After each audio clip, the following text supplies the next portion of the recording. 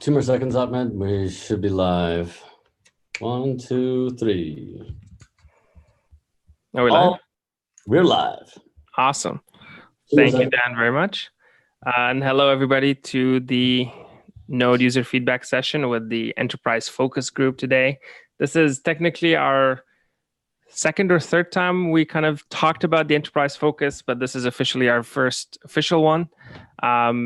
So thank you all for joining. We'll do a bit of a quick roll call, just talk about where people are and what groups, what companies they're part of. And I have a very light agenda today, and I'm hoping that with everybody's contribution and everybody's support, we can start having more of a cadence and more of a measured agenda going forward, that we can actually bring valuable topics back to the Node project based on your context and your experiences in big enterprise deployment of Node.js projects. So just to set a quick premise first, and then we can do quick intros. The idea here is talking with quote unquote enterprise level distributions and software development that happens to use Node in any shape or form.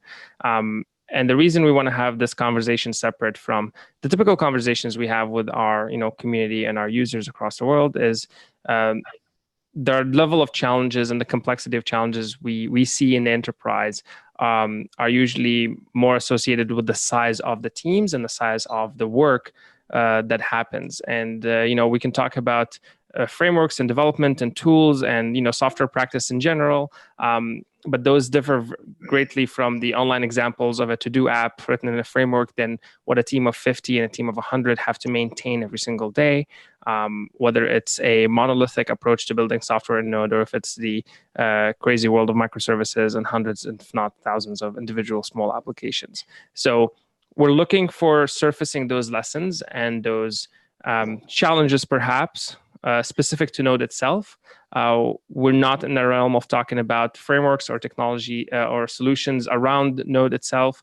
And the reason for that is we want to take any feedback you have, any experiences you have, any particular challenges you have around Node itself back to the technical groups and the groups working on Node itself to then further improve it.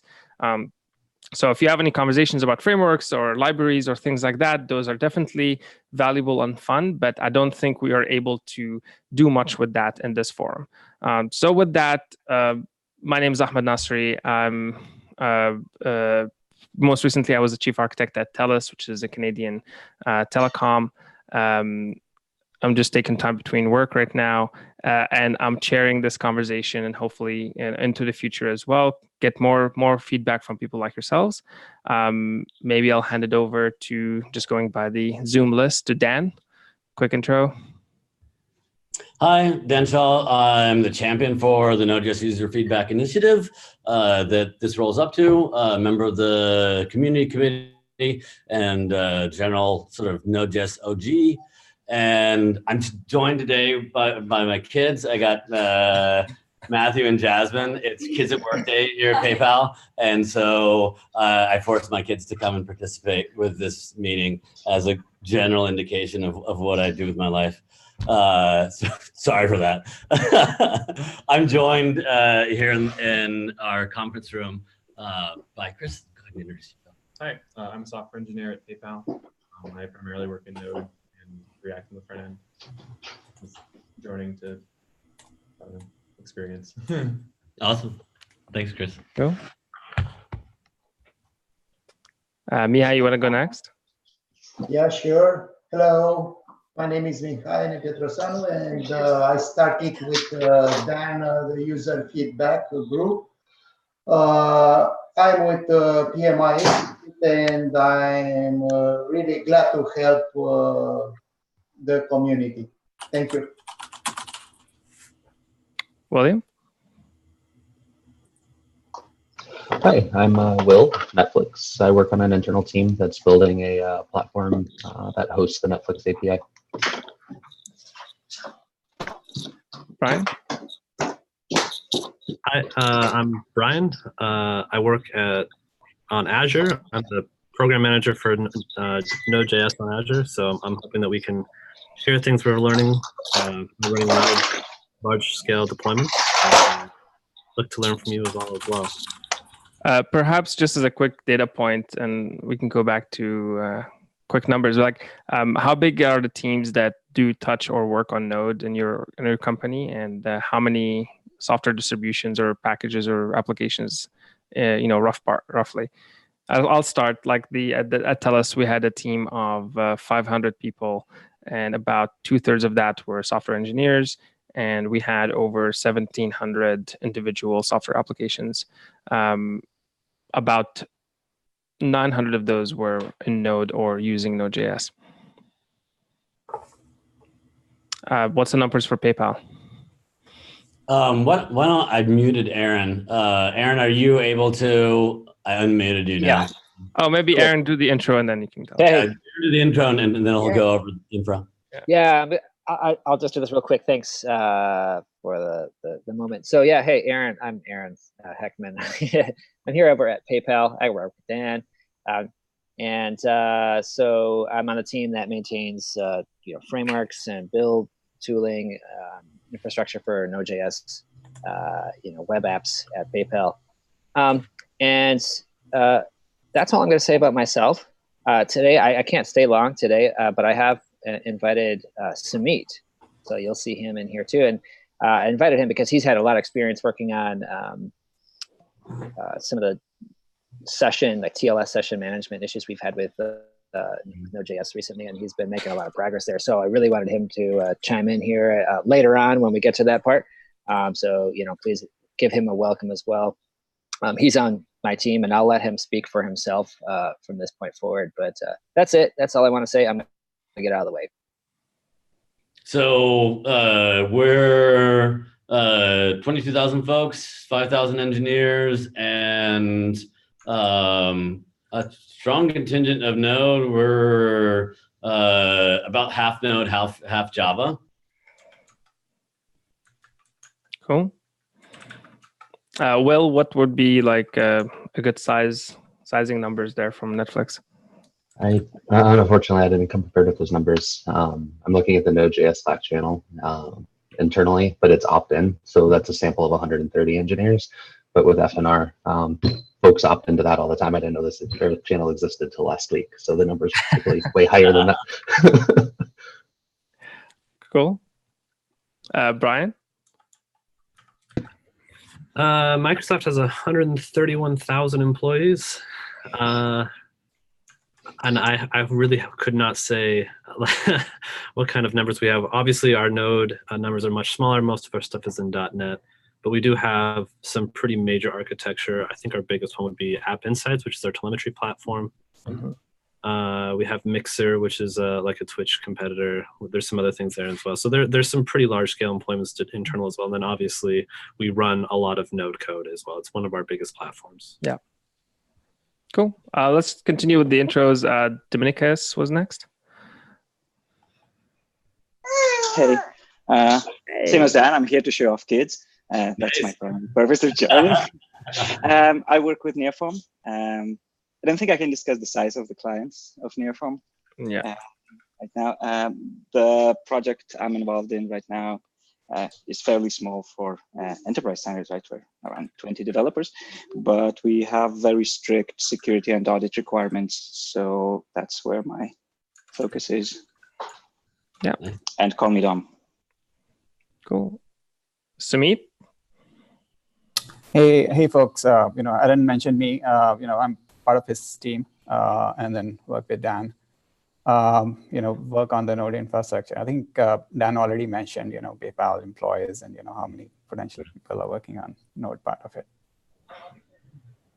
Very cool. Michael, want to give us a quick intro? Sure. I'm IBM's community lead for Node.js, chair of the technical steering committee, member of the community committee, and active enthusiast for the user feedback group as well.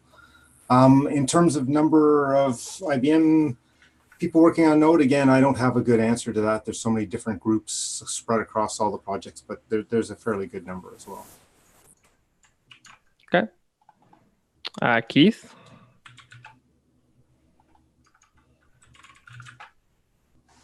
We can't hear you. There we go. Yeah. Hi, Keith Moore here with Hewlett Packard Enterprise. I'll try to do a camera next time so I can actually share what's going on here, the dogs barking and stuff like that. So, no kids? Anyway. No kids, right? No, I support a lot of, most of my stuff is actually on a different level. So basically I'm an evangelist for the Node.js stuff at the enterprise level. So I'm a big container freak, and we work with a lot of customers and clients that actually use Node. So my perspective is actually for trying to the broader perspective of what enterprise people want. And a lot of it is deployment, scale out, and security type things. Those are probably the two big issues on here. Hopefully that's helpful. Cool. Luke?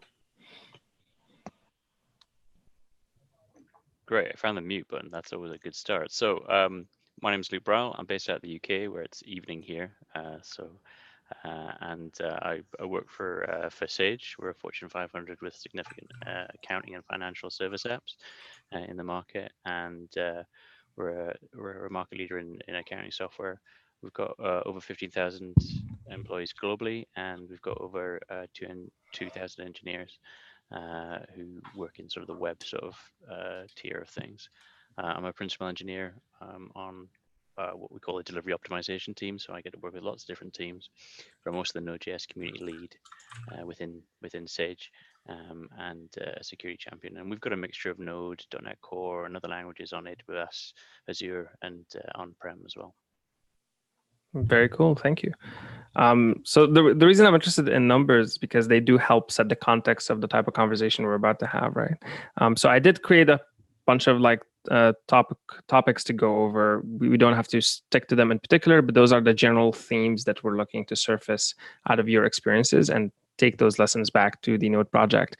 And I'm actually going to start a little bit backwards, given that version 12 was just released. Hopefully you're all aware of it. The question that comes out of that, everybody gets interested in the features, everybody gets interested in new delivery of functionality that they're looking for. But a pattern I've noticed in large teams, especially, the legacy applications don't always get attention. So I know this again from the TELUS experiences, how many people who are still running applications on V6, and then knowing that V6 is going to end of life in about 2 weeks or, a little bit less even. There's risk in that. There's cost to that for teams to even plan work to do any sort of migration or any sort of testing on that level of scale. And even knowing what the end of life schedule is or have visibility into it, I struggled in having a cadence even of having visibility into that schedule as part of the daily operations of the teams and the road mapping work of the team. So I'm interested to hearing if you or your companies have any interest or have surfaced any patterns in terms of keeping up to date with not just security patches and releases, but something as basic as end of life schedule for older versions of Node. Well, in terms of the ways of keeping up to date, we've been discussing this internally with the security champions team recently, specifically for the purpose of ensuring that we're up to date with security patches. And we've arrived at the conclusion that we're having to do quite an ad hoc set of different sources of information and bringing those together and sort of amalgamating that information ourselves. And that can be from the various different dependency checkers that we use, the built-in ones in NPM. We also use some other third-party ones as well. But then also, just keeping on top of Twitter, or keeping on top of email distribution groups. So there isn't a sort of a single unified way of getting all of that information.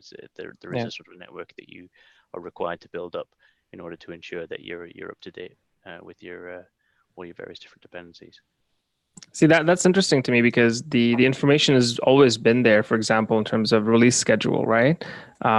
And because I'm personally interested, I check on it every once in a while, but I still fail to have a mechanism of rolling that into the planned work and the budgets and the tracking and all that stuff, right? So I don't know if Microsoft does something different, assuming they're a bigger organization, they've been doing more detailed software level experience. I don't know if Netflix has an idea of that, but ultimately, is there anything that the Node project can do different in terms of not just announcing something and posting it on Twitter, but in giving you that roadmap in maybe a different structure or different visibility that help you take that back to your teams and actually roll that part of your planning and part of your work? Because sure, it's on a GitHub repo somewhere, but if you don't look at it and if you don't use it, then it's not really doing you any good. The one thing I do want to add to that, though, is that beyond being on the repo, which has the specific date, like April 24th, it has been every April, every October for like over 3 years. So it's very interesting if people still don't know that, because that's like part of what we're trying to achieve is like, you can just plan for April. It's not like you have to go look. It's going to be sometime in April, right? Yeah. But how does that roll into the work, right? Like Luke, you mentioned you're like an advocate internally and externally, but do you have an uphill battle trying to schedule upgrade work, or actually trying to convince the product teams to do any sort of upgrades on things? Do you have to assign budget to it? Like what does a typical process look like for a team of your size? So generally, it's based on either push or pull. So pull would be if we need features that are only available in the newer runtime versions, and push would be if it's a security related patch that we have to patch for. Yeah. In terms of building those into the cycle, what we do is we build a little contingency into our normal sprint planning, and just accept the fact that there's going to be updates, not just from Node, but from a whole range of other tools that we use. Yeah. Yeah, I'm going to comment on that one too, because most of my customers are financial services. So I think it's a general trend. The way it's handled is basically on a very strict cadence. And the bigger issue for most clients that I work with is the cadence can't be spread out too far. So if the releases fall 2 or 3 behind and within their cadence, which might be 6 months or 3 months, or even a year in some cases, that becomes an issue, right? Because then you get out of whack, you get out of sync. And then, as was just said, there's a secondary cadence that occurs. It's not cadence, exception that occurs, obviously, for security risks. So, yeah. So security patches actually trump all the other stuff. But for the most part, my clients are very, very strict cadence. I would like to ask a question. I'm sorry, go ahead. I was just going to ask a question on this, since you mentioned the security releases. There's always going to be like ad hoc high security releases for things like, OpenSSL has vulnerabilities or whatever. We are discussing internally whether something like a regular schedule for lower vulnerability security releases would make sense. So I'd be interested in this group's input on that in terms of, if we plan to do those every say 4 months, say, and roll things up into them. So basically some things may come out later, some things may not come out at all until the next thing, but that's probably okay because they're at their lower vulnerability. If that's better than what we do today, which is basically once we get a critical mass that we think is enough to make a security release, even if there aren't high priority ones, we'll go ahead and do that. Right, that's a good question. So from my perspective, it's probably better roll them into a cadence unless they're severe. Obviously, severe just trumps everything. But yeah, for TLS stuff, over going over time, everybody's planning stuff, so they just go, okay, we got to go bigger keys and stuff, so it's time to go, and that can be cadence. So I think rolling them up is a good idea. I do, but I think it'd be, it's again, it's the case where you have to do it on a case by case basis. You may be using Node in a novel way, and so therefore you may find that something that's low risk to most users might be higher risk for the way that you're using it, and so it's important to take all security patches and do the risk analysis on those as per your requirements. Well, one of the challenges I've noticed, and again, I don't want to talk about packages themselves in this conversation, but sometimes you're stuck and not able to upgrade a version or get even a security patch because the dependencies you're relying on might be somehow tied back to that. Yeah, that's an interesting challenge. Yeah, and that plays into what I said earlier too, where you can get out of sync with packages. You can get out of sync because you're 2 or 3 res in flow, right? So, good point. Yeah. One of the challenges we are facing at PayPal is that one of the recent security fixes reduce the header length, and a lot of our internal teams were depending on a higher header length, and suddenly broke for them. It went down to 8K. So stuff like that could be challenging. Could slow us down releasing some of the security vulnerability fixes. So we ran into something similar. We ran into something similar, and we solved it by passing the flag to increase that header size. Yeah, I mean, that's what we are doing too right now. The thing is that it still slows down because, you have to push it out. It's not as trivial as, letting other teams know, just pick the latest version. We have to include that, additional flag in the infrastructure itself. Another constraint is in terms of just fatigue on the engineers for changes and changes to way of working with different versions of Node. And that is largely dictated to us by some of the cloud vendors that we use and the supported versions of Node that we have available through those. For the on-prem stuff, we've got a bit more freedom. Obviously, we can roll our own images and put them up into cloud vendors, but for the most part, we tend to stay with the main supported versions just because they're handling all of that for us. And then that reduces our overheads. And I'd imagine that that's also the case for a lot of smaller organizations as well. So using that context of engineering fatigue and also things that are happening now, like with version 6 being end of life in a couple of weeks, I'm also going to use the opportunity to introduce Steve and maybe throw him under the bus. Steve, I think from TELUS joining us. And I know for a fact there's a lot of Node.js 6 dependencies or deployments out there in production. How are you planning on addressing that in 2 weeks? Today there's I just came off from a meeting where there's now a mad scramble where people are suddenly realizing they have a whole bunch of stuff. But so the interesting thing is for us is that so I think there was about 25 packages or groups that we have identified still running Node 6, and it's like 20 of them can just be abandoned and killed, like which is one of those things, like the package, like work that we're actively working on is being mostly maintained. And we have the sort of, the endless drift of unloved code kicking around still that no one ever actively shuts down. But I have now proposed to our leadership that this get tied like to our leaders' performance, which, nice. I got a whole bunch of complaints about that. But because like everyone's driven by I have to, deliver the business outcome, it's really like, that's the only other lever that we can really push.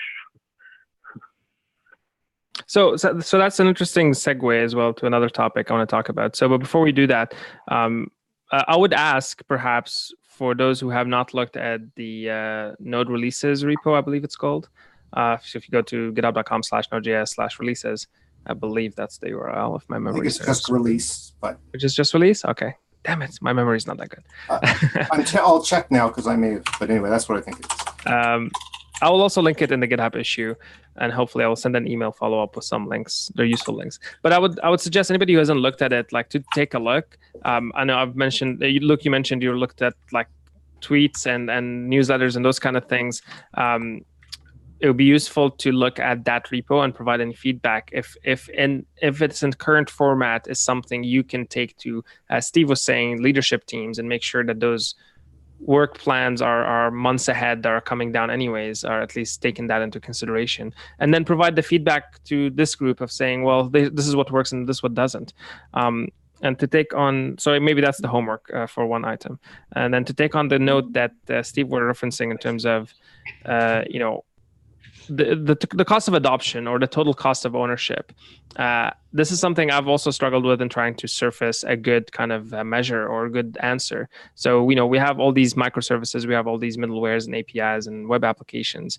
Have any of your organizations or your development teams been able to articulate in one shape or form what is a total cost of ownership for a Node.js based application looks like, or a formula around that?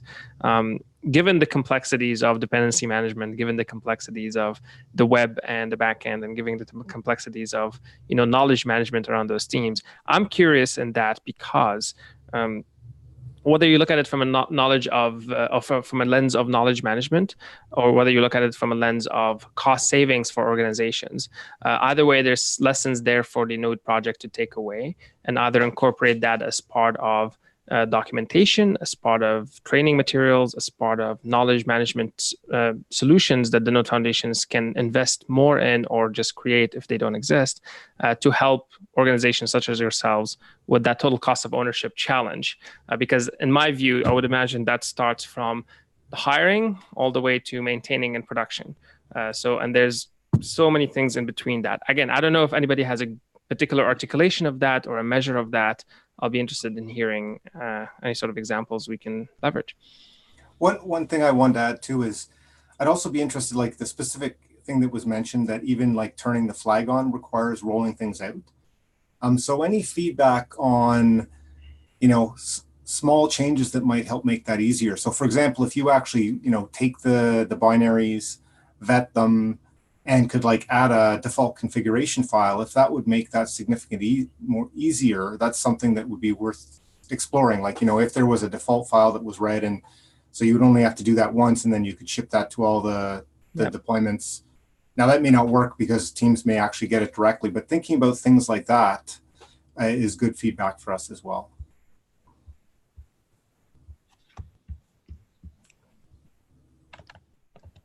I think it's a. So I wanted to mention something. Go on. I think it's a great point. Rolling a flag out, which means that when the node is launched, wherever it is launched, you have to make sure that particular flag is passed in, versus configuration, which is easier to deploy, config file, which is easier to deploy. Yeah, I mean, that's just a very something that popped into my head. I don't know if it's been discussed in the past or whatever, but those kind of suggestions or feedback from the actual in-use problems are great things for us to get back, because we said, well, we want to make sure that when we make this change, there's an easy way to fall back. But if there's still friction with that, I'm sure we'll be open to other things that will hopefully reduce that even further. I guess an abstract way of re-asking that question, to use that example that Michael provided, is, where do you spend most of your team's time and effort? If it's, are you even using binaries, or are you using Docker containers, and therefore all your flag management happens in the Docker layer, right?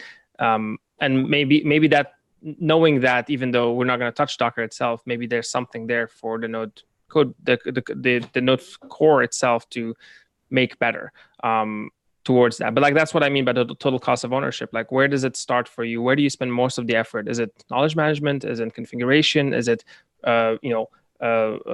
spinning up servers? Like, where does that effort ends up lying? Might help us indicate some of those examples that Michael just came up with.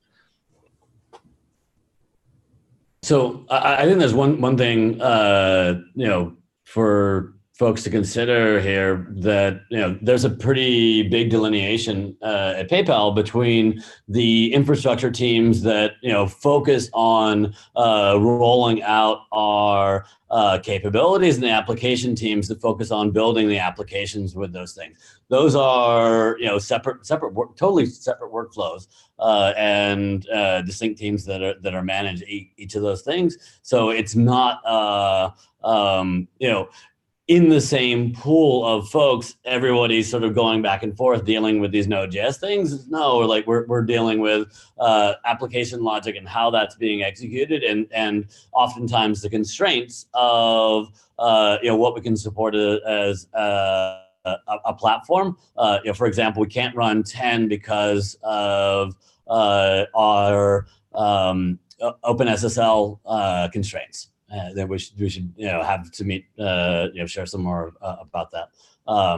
But so application teams would love to run 10, right? But we have a supportability index that we have to manage across all of our infrastructure, all of our deployments.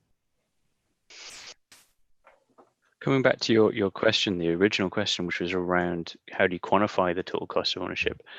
We tend to do that in a comparative way against other technologies and tools for which we have experience within the workforce, and quite often one of the blessings of microservices and so in general is that we're able to kind of compartmentalize functionality based on those strengths of skills. But in terms of total cost of ownership, we look comparatively at other tools. We look at other tools that we have knowledge within the team. And the biggest thing that that sticks out at me is a striking difference between working with Node and with other tools, is the fact that Node, while it's got this plethora of libraries that are fantastic for it, the choices of standard libraries are rich and varied. Mm-hmm. And so having a way of tracking what we as an enterprise organization use as our standard Node libraries is something that we have to do outside of the NPM ecosystem.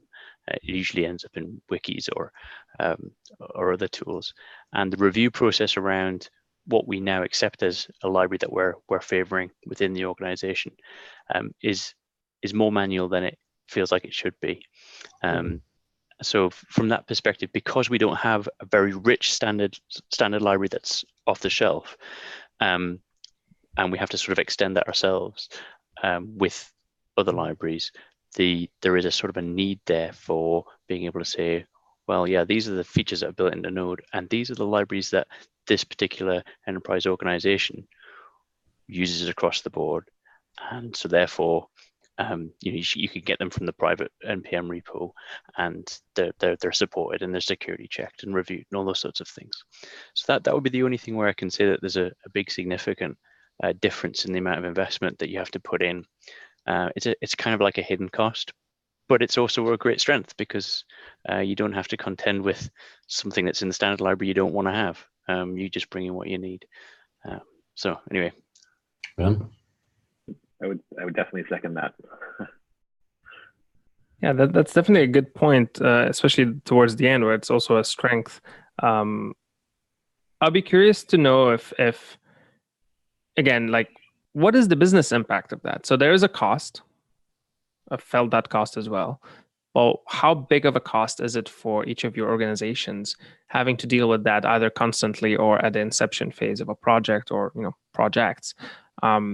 To the point of, well, how can we collectively as individual contributors and the Node Foundation itself actually go out and invest in doing something about that and actually maybe building a standards library if that is the direction, right?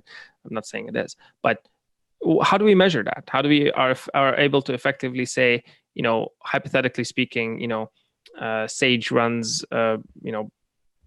infrastructure that operates hundreds of millions of dollars worth of transactions in businesses, and Microsoft in the similar boat, and Netflix, operates all of our entertainment. So therefore, it's Netflix going to happen first because I need to watch my TV shows or whatever metric that may be, right?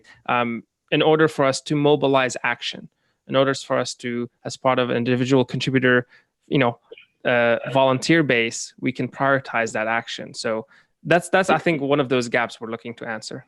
I think the data is there in terms of different organizations using libraries in NPM.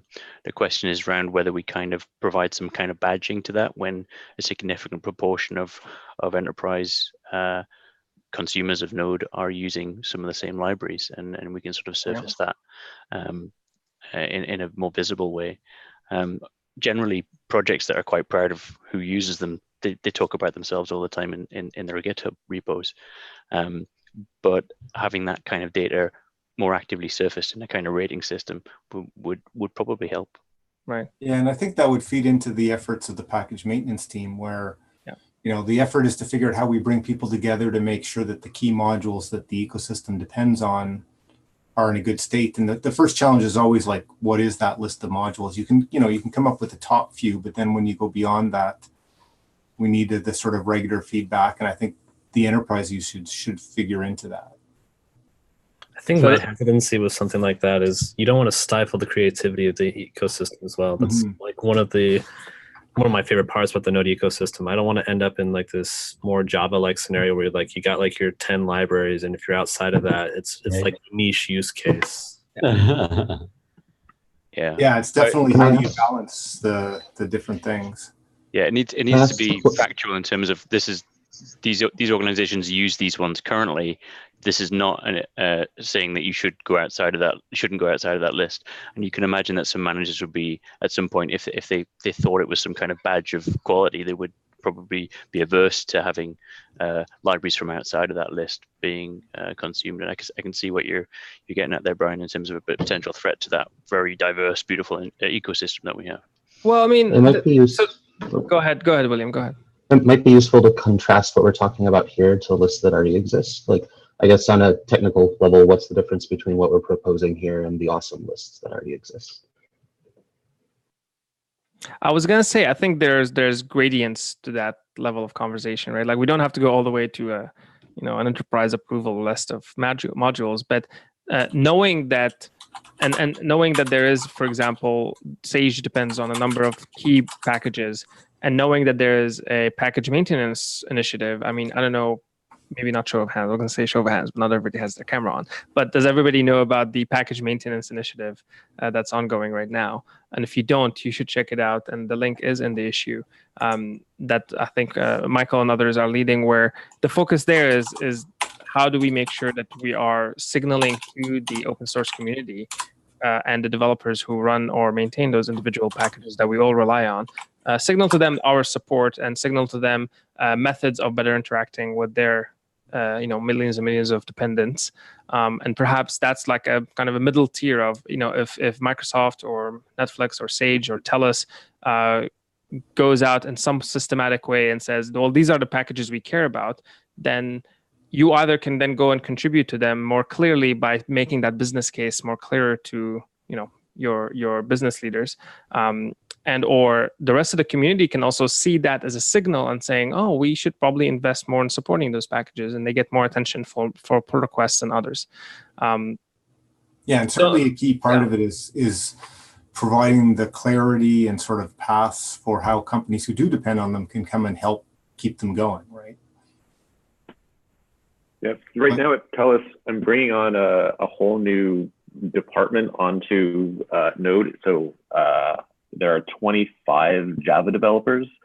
So far, their biggest fear is that they don't have this standard approved list of libraries that they can use. And they're worried about the chaos and how they can ever actually personally review every library every time they want to do anything.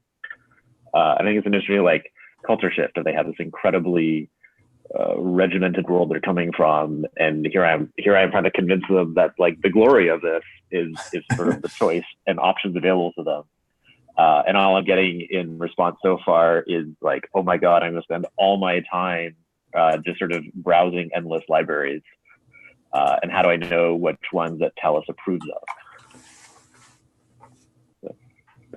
So we've been running into something similar at Netflix, and I did a quick audit of one of our code bases showed that like the node modules directory tree had about 1.7 million lines of code in it, which at that point you've kind of reached a point of no return in terms of trying to even audit the amount of code that you've deployed.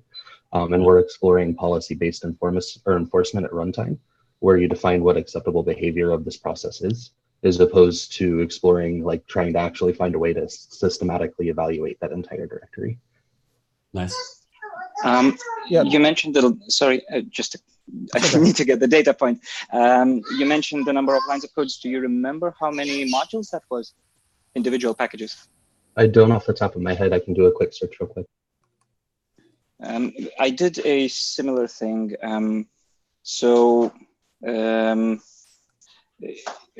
On the stuff that we actually deploy, that's besides all the other tooling, but just the top level services that we do deploy, they depend on around 2,000 unique versions. And in a week, the drift of code, basically I compared two snapshots of the whole node modules across, I don't know, 20 repos or so. And that's 2,000 unique versions. There were around, I think 3,000 or 4,000 lines of changed code in a week.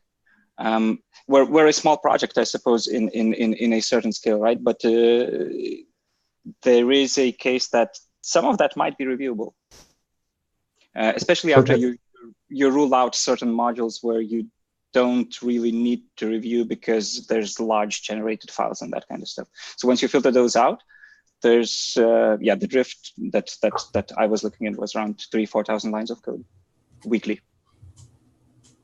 That sounds about right. I'm doing a prep right now and finding 28 direct dependencies and 1,500 indirect dependencies. So the module tree kind of explodes once you go down there. So if you think about all those modules and you think about Node, the runtime, and then you think about all the different other platforms and tools that we use around that, the Dockers and all of these other things, they all have release cadences. They all have READMEs that we need to go and check out, and Twitter feeds that we need to go and listen to. And our approach to that is actually quite ad hoc. So my question is given that Node now has this fantastic link into the the Linux Foundation side of things, is there a way that we can sort of standardize how we inform businesses about what versions of things are coming out when in a standard way?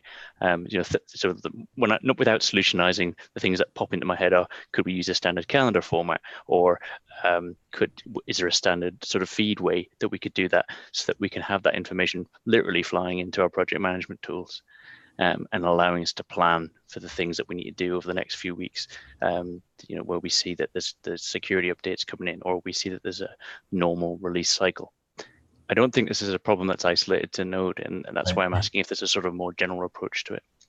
Well, I was going to ask that exact same question, but in a completely different method. I was going to ask is, given that this group is the Node Foundation, and whatever solution we can propose or come up with, the real question to me is, will your business use that? Like, does your company look at the Node Foundation as a source of truth or an entity that they want to get answers from? Or do they treat it as, oh, there's something on GitHub we can just use, or there's something on NPM we can just use, and there's no thought beyond that, right? And the reason I ask is because I like that idea, by the way, like a standardized calendar format of some sort that you can plug into actual roadmaps. But if the businesses don't see value in trusting or relying on an entity such as the Node Foundation, then maybe we need to look for alternatives or different methods. But I think like there's something between the question you asked and the question I'm asking that's kind of trying to put a spotlight on that area. Ahmed, one of the other things that I would roll into that, putting my old vendor hat on, is also do you look to your vendors, right? So there's often that, especially in the enterprise situation, looking to a vendor whose job it is to look at Node.js Foundation constantly is one of the ways that you can solve that relationship dynamic. That's very true. Is slick. I like that. Yeah, I like that too. There's something too about the vendor context that's not exactly what you're saying, but Steve can speak more to that now than I can. But when you are using vendors such as, let's say, Red Hat or even IBM, there's an intimate relationship, and there is an incoming stream of information towards you. Like IBM will tell you your mainframes are going to get updated on this date. Red Hat will tell you this is the releases coming up and these are the patches coming up. But given that the Node Foundation is not that type of relationship, I'll be honest, Telus doesn't even know the Node Foundation exists, or the OpenJS Foundation is a thing. We had to explain that time and time again, and even then they're like, "Okay, cool story." But would that trust level or would that recognition of an entity existence actually change the ways of working and impact to the level of Lucas saying you get a stream of information from a source that you trust, and then you actually do the extra work or change the roadmap? Because if you don't, then we haven't solved the problem.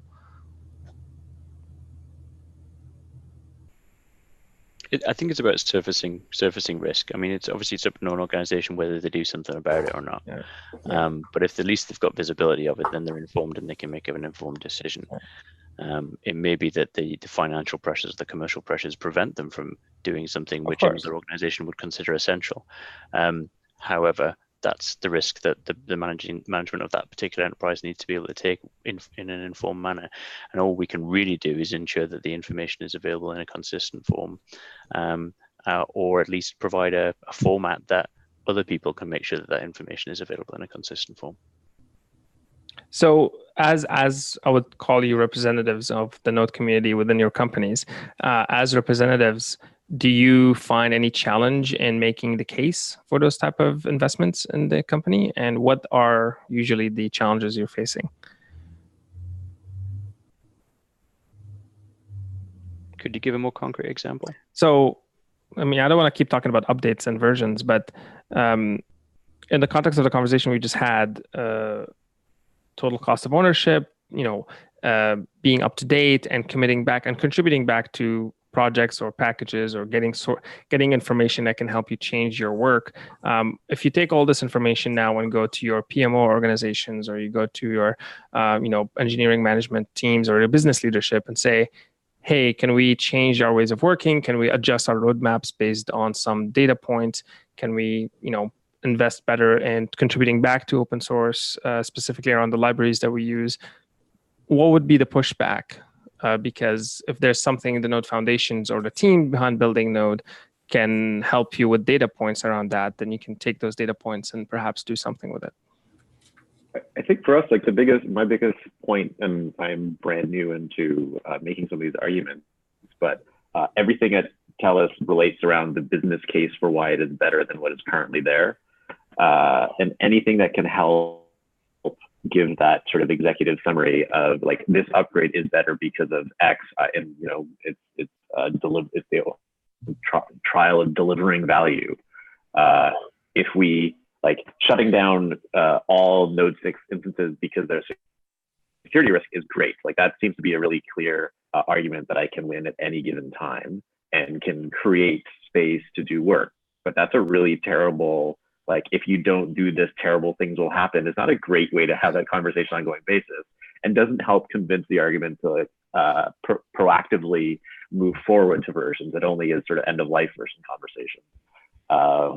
But that sort of conversation about what at the enterprise level new version of Node will enable to do and offer for us, I think is a really useful thing that the foundation could have a like media package for, sort of.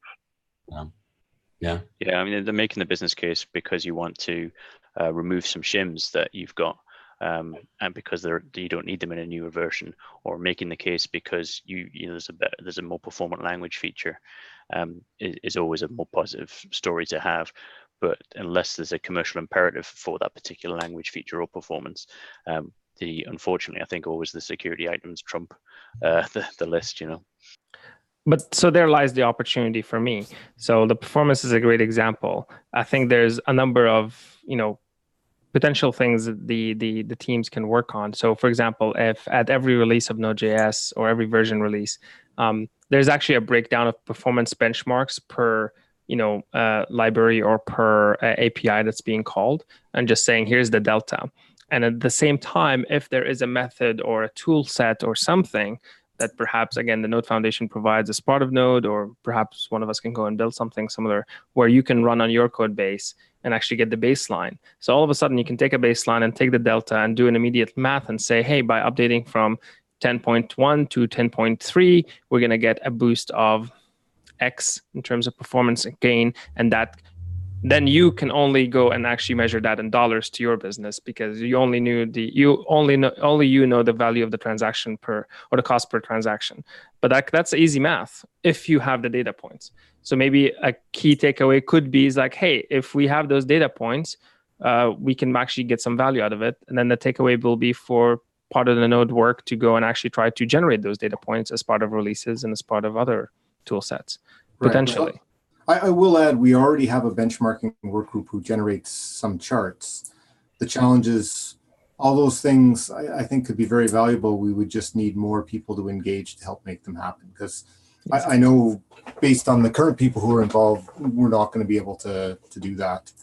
But it does sound, so that's where, like, if it's a value to businesses, if we can somehow get the enterprises to come in and help, and that works two ways. One, it makes sure that what's being generated is actually useful. But then it also is like the people who are motivated and can leverage the benefit are involved in helping to make it happen. So I think the sort of framework group is there. We just need some involvement if that's one of the priorities. I mean, one of the things that we do is we benchmark ourselves. So we'll run up Node 8, and we'll run all our unit tests and integration test suites against it for a given product that we want to upgrade, and then we'll run it on version 10, and then we'll say to people that this is the difference. And I think that's where you can kind of really see the benefit there. I don't know if there's any way of making that easier to do for people. I think you're always going to have to implement your own benchmarking there to a certain degree, and the packages for doing that. Whether you can do it in a more general way that isn't specific to your implementation, I think you're always going to ask the question, yeah, that's great. I can see it's like 20% faster, but how much faster is it on our app? Yeah, just taking that point that Steve was making of what information can the Node teams provide upfront that make that journey easier. And maybe maybe it's not like drill down details benchmarks, but just including the benchmark data as part of a release note might be just one step to get there, right?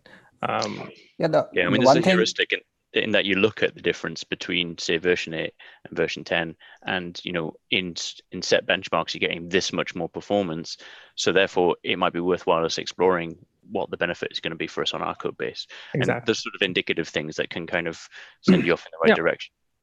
Yeah, if you have a web application, doing a lot of stuff, I/O, reading databases, the benefit you get from the Node application is pretty small, right?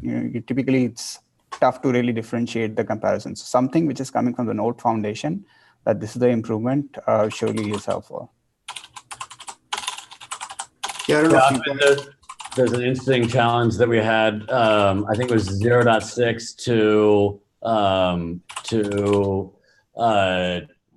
0.6 was always getting faster. Then 0.8, we did some re-architecting, which ended up making the benchmarking that the micro benchmarking that we were checking drop off. And like the side effect of that was a lot of people were just like, yeah, we're going faster all the time and like updating, always. We're like, no, we're not going to update. We're going to wait for the fast to come back around.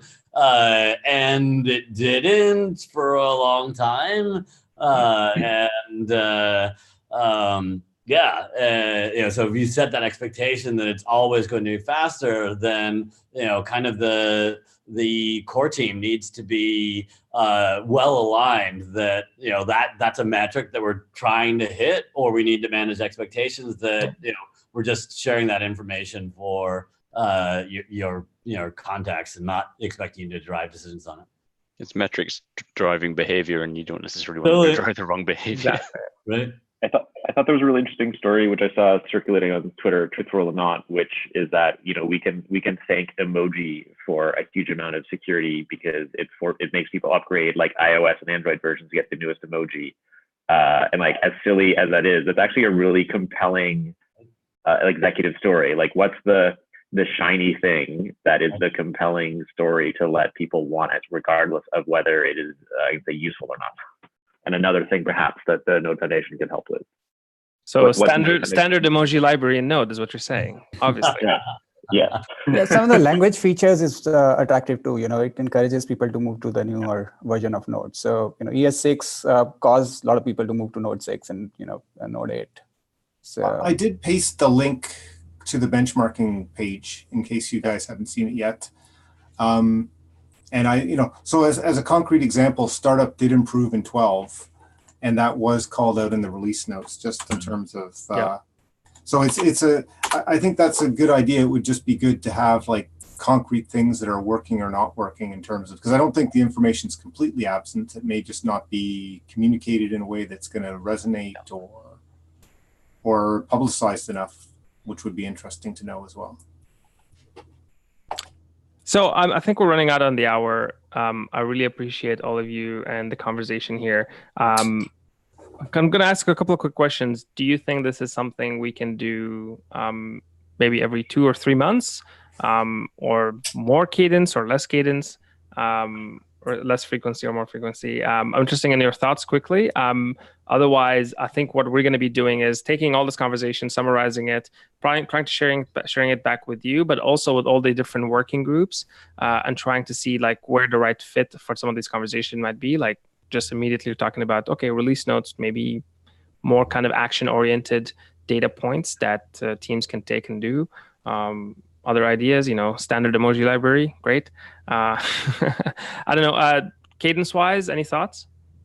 See, I'm really interested in the package maintenance part. Some of the standard packages like Express and all. We have recent challenge which we are trying to solve is, our logging infrastructure depends on CLS because, the APIs, we want to pass on that logging, ID, the correlation ID down the line.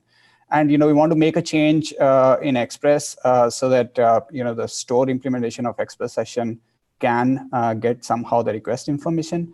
But, that change probably would never get through. It'll take a lot of time for, whoever maintains that to actually integrate the PR. The question is, should we have a group which can manage some of the higher priorities which really impact enterprises near term? I think maybe starting that, maybe joining the package maintenance team and discussing that there, because that's it's a tough area. So we haven't really solved many of the problems yet, but that's the area that we want to work on. Is like, how do we bring together the not just the enterprises but the users of these packages to help one, make it easier to contribute back, because it's usually not that the package maintainers don't want to help or do it, but they've got other priorities or their constraints, and it's a matter of like, so how do we bring the community together to improve that situation? But so if you wanted to join in the conversation on that specific front, I think that's a good place to get engaged. Yep, sure, yeah. In terms of cadence, my feeling is, at least to get things rolling, 3 months is too long. Like, I'm just being aware of the enterprise demands and people's times. And I think given that we have to go and actually have those conversations in different working groups, given some of the topics we discussed, and then come back, like it's going to probably take a cycle. I'm more than happy to do something like monthly, but I don't want to leave a topic hanging and actually get some real feedback back to the individuals here, and then take on more detailed deep dives. Maybe we could do both. Maybe we could have like a major and a minor, and do something that's kind of quarterly, that's more significant, and then just have a more general catch up, and that way we can sort of bring agenda items up to the larger ones. Yeah, nice. I like that idea. So I think everybody's in agreement. Cool, perfect.